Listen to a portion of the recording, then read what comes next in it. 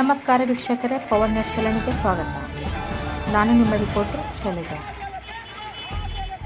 ಹುಬ್ಬಳ್ಳಿಯಲ್ಲಿ ಇಂದು ಕೇಂದ್ರ ಸರ್ಕಾರ ಜಾರಿ ಮಾಡಿರುವ 4 ಕಾರ್ಮಿಕರ ಸಂಹಿತೆಗಳನ್ನು ರದ್ದುಪಡಿಸಬೇಕು, ಶ್ರಮಶಕ್ತಿ ನೀತಿಯನ್ನು ವಾಪಸ್ ಪಡೆಯುವುದು ಸೇರಿದಂತೆ ವಿವಿಧ ಬೇಡಿಕೆ ಈಡೇರಿಕೆಗೆ ಆಗ್ರಹಿಸಿ ದೇಶವ್ಯಾಪಿ ಕಾರ್ಮಿಕರ ಸಂಘಟನೆಗಳು ಮುಷ್ಕರಕ್ಕೆ ಕರೆ ನೀಡಿರುವ ಬೆನ್ನಲ್ಲೇ ಹುಬ್ಬಳ್ಳಿ ಧಾರವಾಡ ಕಾರ್ಮಿಕರ ಸಂಘಟನೆಗಳ ಜಂಟಿ ಸಮಿತಿಯ ಸದಸ್ಯರು ನಗರದಲ್ಲಿ ಬೃಹತ್ ಪ್ರತಿಭಟನಾ ಮೆರವಣಿಗೆ ನಡೆಸಿದರು.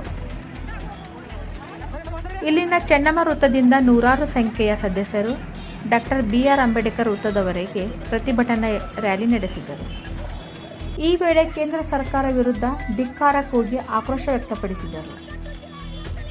ನರೇಗಾ ಯೋಜನೆಯನ್ನು ಪುನರ್ಸ್ಥಾಪಿಸಬೇಕು, VBG ರಾಮ್ಜಿ ಕಾಯ್ದೆ ರದ್ದುಗೊಳಿಸಬೇಕು, ಕೇಂದ್ರ ಹಾಗೂ ರಾಜ್ಯ ಸರ್ಕಾರಗಳು ಜಾರಿಗೆ ತಂದಿರುವ ಭೂ ಸುಧಾರಣಾ APMC ಜಾನುವಾರು ಸಂರಕ್ಷಣಾ ತಿದ್ದುಪಡಿ ಕಾಯ್ದೆ ಹಿಂಪಡೆಯಬೇಕು, ವಿದ್ಯುತ್ ಶಕ್ತಿ ಮಸೂದೆ, ಬೀಜ ಮಸೂದೆ, ವಿಮಾ ತಿದ್ದುಪಡಿ ಕಾಯ್ದೆ, ಶಾಂತಿ ಕಾಯ್ದೆ ರದ್ದುಗೊಳಿಸಬೇಕು.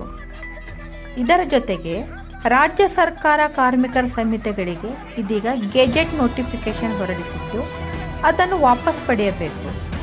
ಕೇಂದ್ರ ಸರ್ಕಾರ ಜಾರಿಗೆ ತಂದಿರುವ ಜನವಿರೋಧಿ ಮಸೂದೆಗಳನ್ನು ವಿರೋಧಿಸಬೇಕು.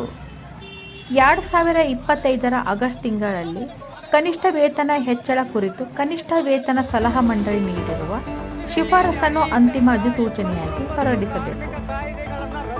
ಸ್ತ್ರೀ ನೌಕರರನ್ನು ಕಾರ್ಮಿಕರೆಂದು ಪರಿಗಣಿಸಿ ಕನಿಷ್ಠ ವೇತನ ಕಾಯ್ದೆಯನ್ನು ಜಾರಿಗೊಳಿಸಿ ನಿವೃತ್ತಿ ಇಡಿಗಂಟು ಗ್ರಾಜ್ಯುಯೇಟ್ ನೀಡಬೇಕು.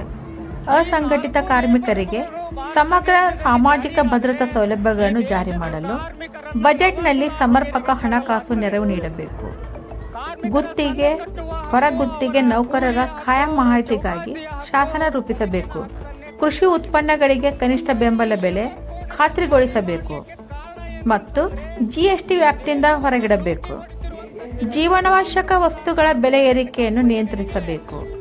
ಮೋಟಾರು ವಾಹನ ತಿದ್ದುಪಡಿ ಕಾಯ್ದೆ 2029 ವಾಪಸ್ಸಿಗಾಗಿ ದುಬಾರಿ ಶಾಪಿಂಗ್ ಶುಲ್ಕವನ್ನು ಕಡಿತಗೊಳಿಸಬೇಕೆಂದು ಆಗ್ರಹಿಸಿದರು. ಬಳಿಕ ತಹಶೀಲ್ದಾರರ ಮೂಲಕ ಕೇಂದ್ರ ಹಾಗೂ ರಾಜ್ಯಕ್ಕೆ ಮನವಿ ಸಲ್ಲಿಸಿದರು. ಪ್ರತಿಭಟನೆಯಲ್ಲಿ CITUನ ಮಹೇಶ್ ಪತ್ತಾರ್, ಅಶೋಕ ಬಾರ್ಕಿ, AITUCಯ ಬಶೀರ್ ಮುದೋಳ್, ಗಂಗಾಧರ್ ಬಡಿಗೇರ್, ಚಿದಾನಂದ ಸೌದತ್ತಿ, ರಮೇಶ್ ಭೋಸ್ಲೆ ಸೇರಿದಂತೆ ಮುಂತಾದವರು ಇದ್ದರು. ಧನ್ಯವಾದಗಳು.